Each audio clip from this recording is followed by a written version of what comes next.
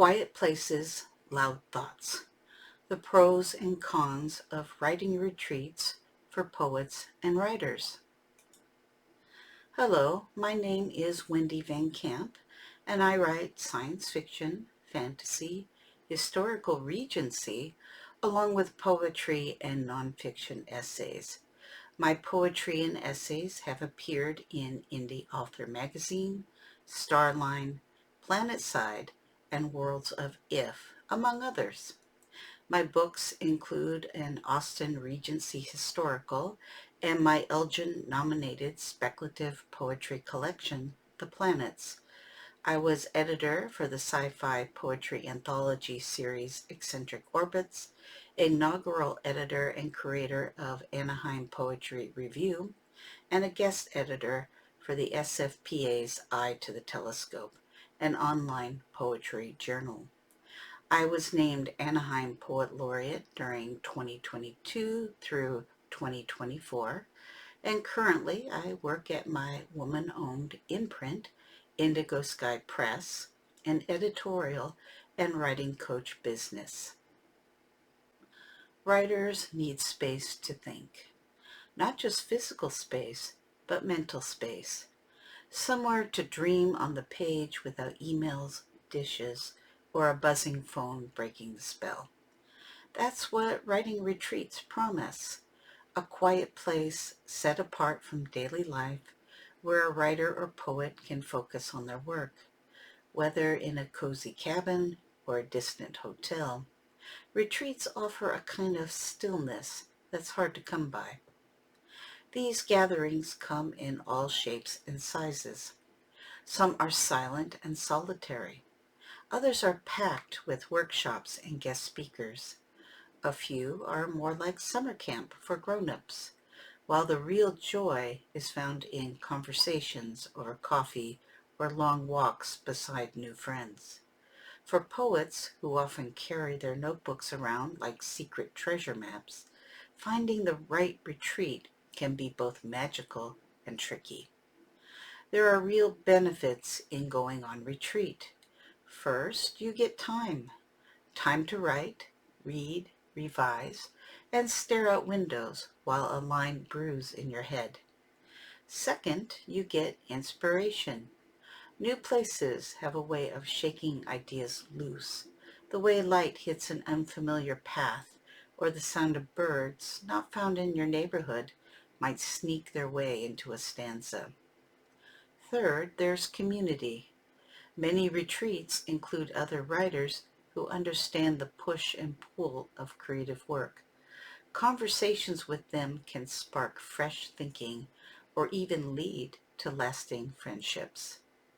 I once went to the Rainforest Writers Village, a retreat held at a small resort along Lake Quinault in Washington state. The setting was beautiful. Green moss hung from the trees like lace. The lake was often still enough to reflect the sky. Most of the writers there worked on science fiction or fantasy stories. I was the only poet, and the only one writing with a notebook and a fountain pen. Still, we had plenty in common. I used many of the same genre ideas and tropes they did, just shaped into verse. The quiet helped. With no chores or noise to pull me away, I finished several poems for a project that I had been stuck on. I look back on that trip as time well spent. Writing retreats have much to offer, but they're not perfect for everyone. Creative focus and inspiration. One of the biggest reasons authors attend writing retreats is the chance to focus, real focus. At home, even when we try to set time aside, something always pulls at us. A ringing phone, a family member with a question, a bill to pay, or laundry to fold. These things might not seem big, but they can break our writing rhythm again and again. At a retreat, all that fades away. You are given permission to do just one thing, write. This kind of focus is powerful. Some poets use the time to draft new work. Others revise old poems or arrange them into a manuscript. A retreat does not always mean big breakthroughs, but steady progress adds up. A line worked over for an hour, a poem that lands just right on the page. These moments build a kind of quiet confidence that can carry you through the weeks that follow. The space itself helps too. New places awaken our senses. You notice the air smells different, or the trees have a shape you are not used to. These details may seem small, but they often find their way into our work. A poem might start with a sunset over the retreat lake. Another may carry the hush of the fog in its rhythm. The atmosphere can seep into your voice, even if you don't write about the place directly. Not every retreat is the same, but most offer some kind of quiet. For all writers, that quiet is a gift. It lets our thoughts stretch out. Mornings could start by rereading a favorite book with your coffee. In the afternoon, a walk could stimulate new ideas. Maybe you are a night owl and want to write into the night. You do not need to explain yourself to anyone. This kind of time and space is hard to come by in daily life. Even if you only write a little during a retreat, the experience can stay with you. You may come back with a deeper sense of what your writing needs and how to listen for it. Community and connection. Writing is often a quiet, personal act. Many writers spend long hours alone with their thoughts, shaping each line until it feels right. But even the most private author can benefit from time spent with others who understand the creative life. That is one reason writing retreats can be so valuable. They bring poets and writers together in ways that are natural, supportive, and often inspiring. At a good retreat, you meet people who speak your language. You don't have to explain why you write poems or why a single word choice matters so much. Others already understand. These shared values make it easier to connect. In casual conversations over meals or during breaks, friendships often begin. You might find someone who writes in a style you admire, or someone who reads your work with care and offers feedback that strengthens it. Some retreats offer group readings or informal sharing sessions. This gives you a chance to hear what others are working on and to share your own voice. You may learn something just by listening to how another poet solves a problem in their poem, or you might gain courage by reading aloud to a group who respects your craft. Connections made at retreats can also lead to long-term support. Some writers trade email addresses and keep in touch. Others form small critique groups or stay in contact through social media. A few even end up working on projects together or recommend each other for future opportunities. These friendships can be as important as the writing time itself. Retreats also give you a chance to meet mentors or editors who are part of the writing world. A conversation over coffee could lead to advice about submitting to journals, building a stronger bio, or applying for grants. These moments are not guaranteed, but they do happen. The key is being open and respectful of everyone's time and energy. Community does not replace the writing itself, but it can make the path less lonely. At a retreat, you may come for the silence, but leave with something just as lasting, a sense that you belong to a wider world of writers who care as deeply as you do. Cost and accessibility. While writing retreats can offer time, focus, and community, they are not always easy to reach. One of the biggest concerns for many is cost. Even a short retreat can come with a high price tag. There may be a fee for the retreat itself, plus travel, lodging, and meals. For writers who are not paid regularly, these expenses can seem out of reach. Some retreats offer scholarships or work trade options, but these are limited.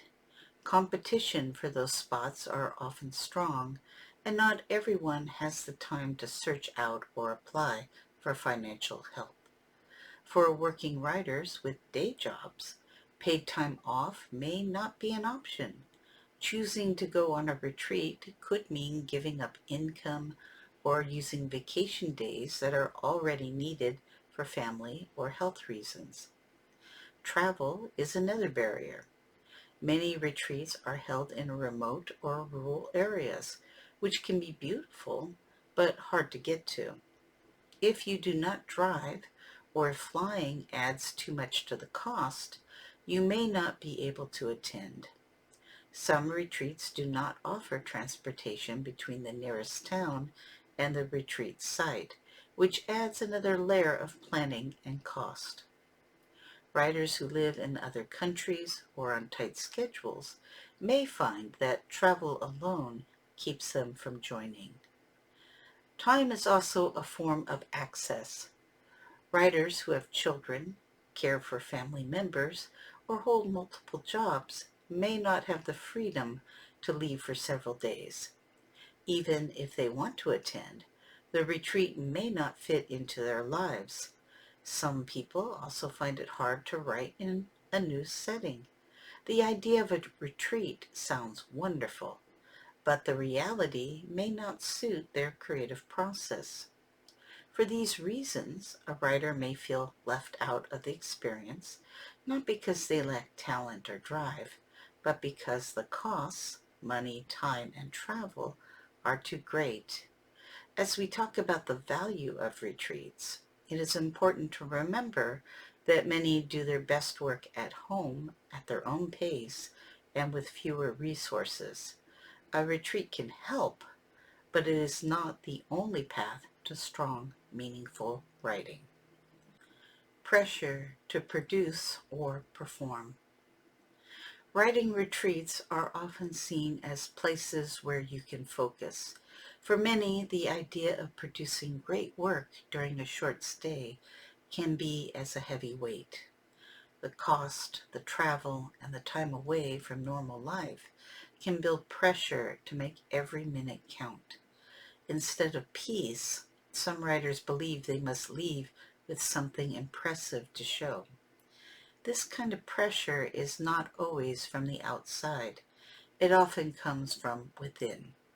A writer may believe they have to draft 10 poems, start a book, or finish that manuscript that has been sitting for months. When those goals are not met, it can lead to feelings of failure, even though the retreat may have provided rest or clarity in other ways. Creative work does not always move on a set schedule, no matter how hard we try. In group settings, pressure can also come from comparison. You might hear another poet read something beautiful, or talk about how much they have written in one day. This can stir up self-doubt. You may question your style or your worth as a writer. It's easy to forget that everyone works differently. Some retreats also include workshops, classes, or readings where writers are expected to perform. For some, this is a welcome chance to share their voice. For others, it adds stress. Public reading is a skill, and not every writer is confident doing it. Even when participation is optional, there is a silent pressure to join in. This can take energy away from writing and make the retreat less restful than expected. It is helpful to enter a retreat with open expectations. You may write a lot, or you may spend more time thinking, walking, or listening. These actions support your craft. Being gentle with yourself and with your process can make the experience more meaningful. A retreat should help you grow as a writer, not leave you doubting your work or your place in the writing world. Quality of programming and facilitation. Not all writing retreats are the same. Some offer strong programming with skilled teachers, helpful workshops, and time built in for both writing and rest. Others are less organized or do not meet your expectations. The quality of programming and how a retreat is run can make or break the experience. One thing to look for is how well the schedule fits your needs. Some retreats focus on craft. They include classes, lectures, or writing prompts each day. These can be a good way to sharpen your skills or get feedback on your work. Other retreats are quiet and self-directed, offering little structure. This works well for those who prefer to write on their own without interruption. The key is knowing what kind of retreat works best for your creative process. Facilitators also make a big difference. A strong leader creates a safe, welcoming space where everyone is respected. They keep the schedule on track, guide group discussions, and step in when needed. When facilitators are experienced and supportive, the whole retreat runs more smoothly. You may be more confident sharing your work or asking questions. If the facilitator is unclear, unprepared, or plays favorites, it can create tension and limit the value of the retreat. Another factor is how well the retreat is planned. Simple things like clear directions, meals that meet basic needs, and working internet, if needed, all matter. Writers should not have to solve problems like missing keys or bad lighting when they. A well-run retreat should take care of the basics so that you can focus on your work. Finally, it helps if the programming is at your level. For example, a poet who has published for years may not need a beginner's talk on metaphor. At the same time, an early career author might seem lost in an advanced workshop with little support. When the programming matches the group's needs, everyone gets more out of the experience. In the end, it is worth doing your homework. Ask past attendees about their experience. Read the schedule closely and make sure the retreat lines up with what you are hoping to gain. A good retreat gives you tools and time. Solitude versus isolation. Many authors dream of getting away to write in peace.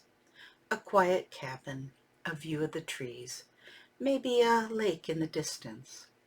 Solitude can be a gift. But there is a fine line between being alone and feeling isolated. At some retreats, especially those that are more remote or unstructured, that line can be easy to cross. Some writers need stillness to create, and a retreat can offer just that. But not everyone works best in silence. Being away from home without family or friends nearby can leave you cut off.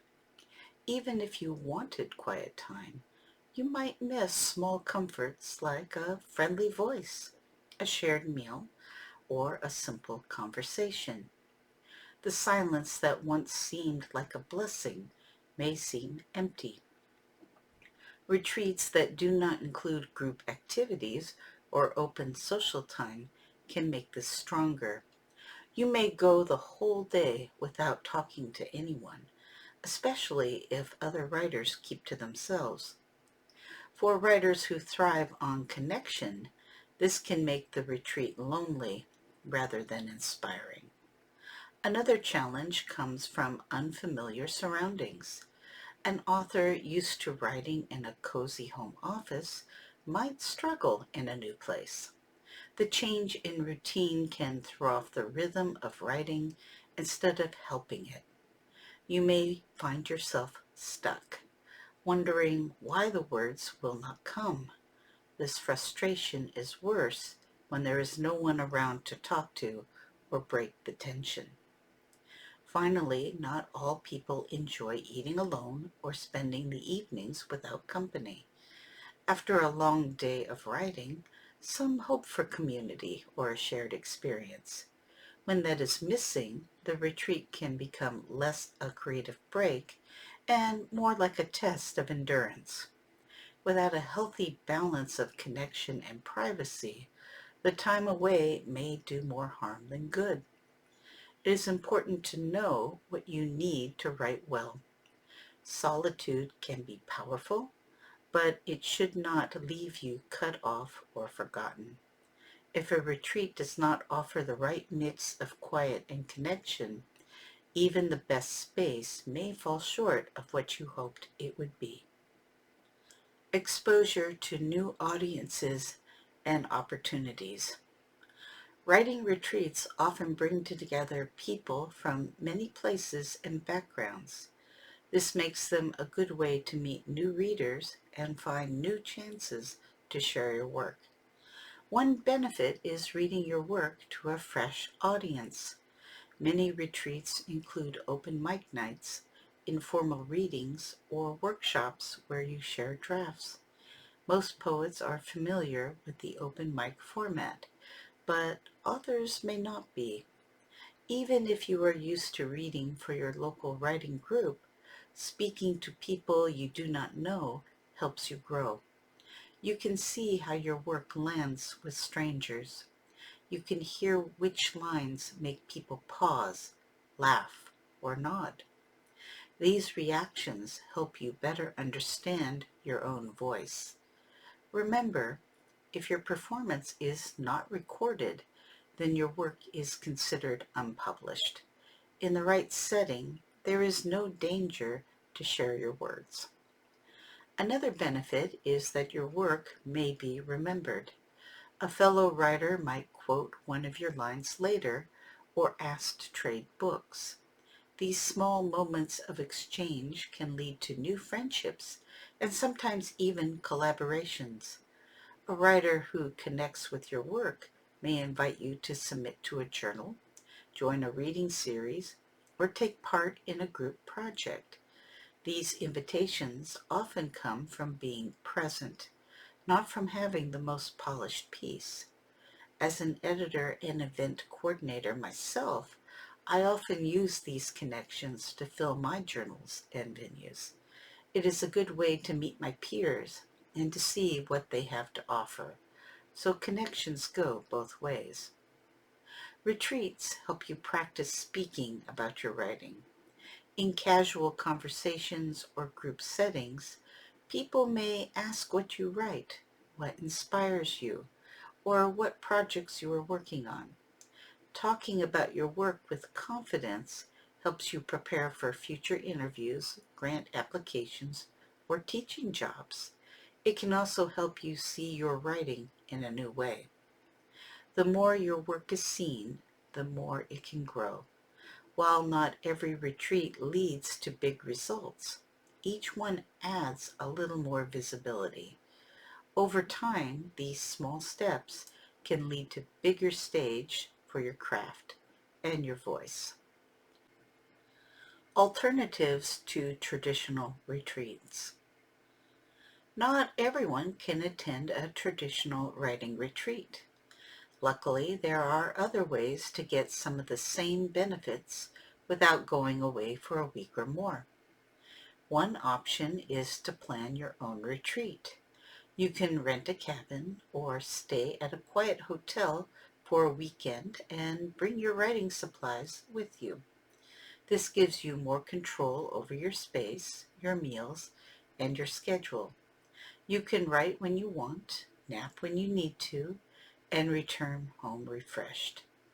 Another option is an online retreat. Many groups now offer virtual retreats where you can join writing sessions, workshops, and readings from your own home. These are often more affordable and flexible. You do not have to travel or take time off. You can still meet new people and share your work. But screen time can be tiring, and it may be harder to feel connected to the group. Some writers find it difficult to stay inspired when they are still in their regular surroundings. Local writing weekends or day-long retreats are also a choice. These may be hosted by libraries, writing groups, or universities. You can meet other writers in your area, hear guest speakers, and set aside time to write. These shorter events are easier to fit into your schedule, but they may not offer the deep focus that a longer retreat provides. Another option is building your own retreat at home. This means choosing a weekend, turning off distractions, and telling friends and family you are not available. You can cook ahead, stack your books nearby, and treat the time like a true writing getaway. While this is the most flexible and low-cost option, it also takes the most discipline. Each of these alternatives has strengths and weaknesses. The key is to find the setup that gives you space to create without adding stress. Whether you travel far or stay close to home, what matters most is making time to focus on your craft. Discover what feeds your writing life. As writers and poets, we all carry a deep hunger to create. Some days that hunger is like a spark. Other times it is a weight we are not sure how to lift. A writing retreat can offer space to reset. It can give us a moment to breathe, to write, and to be seen by others who understand this path we have chosen. But a retreat is not magic. It does not fix everything. It will not suddenly make the words flow or take away the doubt that creeps in. What it can do is hold the space for you to listen more closely to your own voice, to your stories, to the silence between the lines. You may return from a retreat with a stack of pages, a new project, or a friend who sees you as a poet or writer. Or you may return with questions, ideas, and a quiet memory of a walk by the water. All outcomes are valuable. Growth is not always loud. It is also okay if a traditional retreat is not right for you. Your writing life does not need to look like anyone else's. Whether you build a quiet weekend at home or log into a virtual group, the heart of the work is still the same. Make space, show up, be honest on the page. As poets and writers, we often work alone. We carry our notebooks into cafes, sit in corners at night, and wrestle with the words that do not always come easily. A retreat is one way to step out of that solitude for a little while. It can remind us that we are not alone. Others are walking beside us, even if we don't always see them. In the end, the real retreat lives within you. It begins each time you say yes to the page. So keep on writing. Before we wrap up, I want to gently shift us back into the space we're actually in right now. We're at a virtual writing conference, which means many of us are listening from our desks, our couches, maybe with a pet nearby, or another browser tab quietly begging for attention. And yet, for the last little while, we've been talking about writing retreats, about intentional space, protected time, and what happens when writers step away from the noise long enough to hear themselves think. That's not an accident. I talk about retreats not because everyone can or should run off to the woods for a week, but because retreats reveal something essential about how writers work. They show us what becomes possible when writing is given structure and permission, and conferences like this one are doing something similar, just in a different form. You showed up. You carved out time. You chose to listen, to learn, to stay engaged with your writing life. And that matters. But we also know what happens after conferences end. The browser closes. The notes sit for a while. Life rushes back in with its emails and obligations and that familiar whisper of, I'll get back to my writing when things settle down. My work exists because of that moment, the moment after inspiration when the container disappears.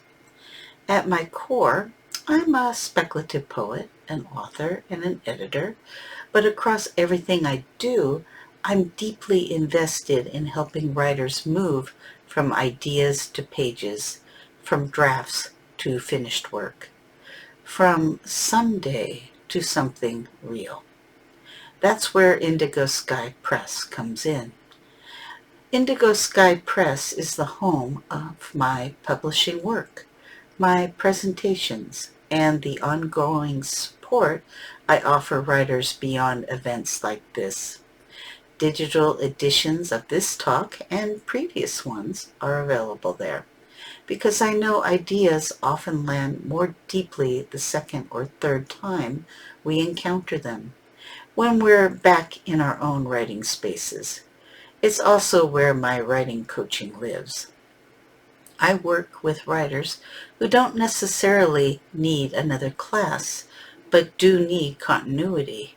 Writers who struggle with accountability. Writers who would love professional feedback on their poetry or short fiction each month. Writers staring at a chapbook, a short story collection, or a novel draft and thinking, I don't know how to shape this into something whole. Coaching is not about fixing your voice.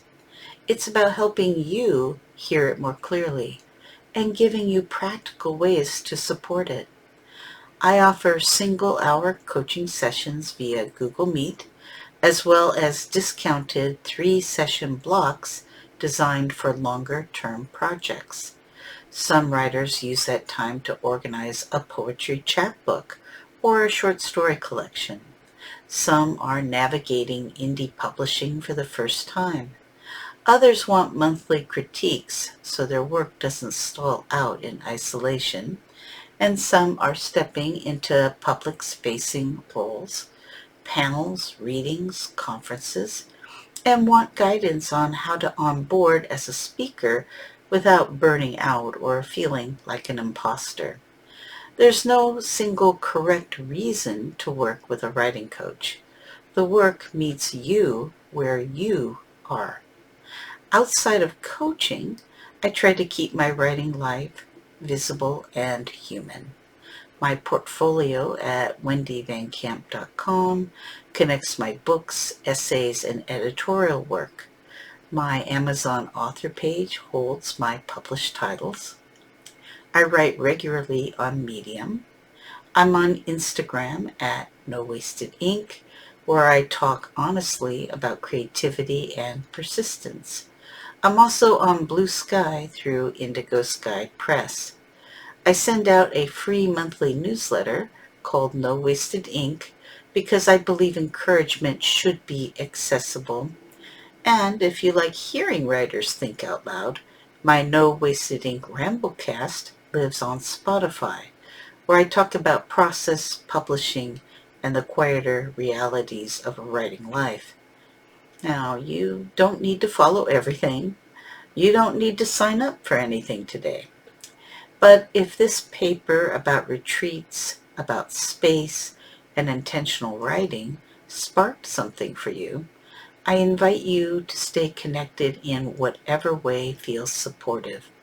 Conferences end, inspiration fades, but writing thrives when it's tended over time.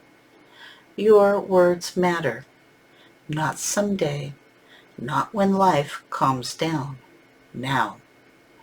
Thank you for being here, for showing up to this virtual space, and for continuing to take your writing seriously enough to keep learning, listening, and writing forward.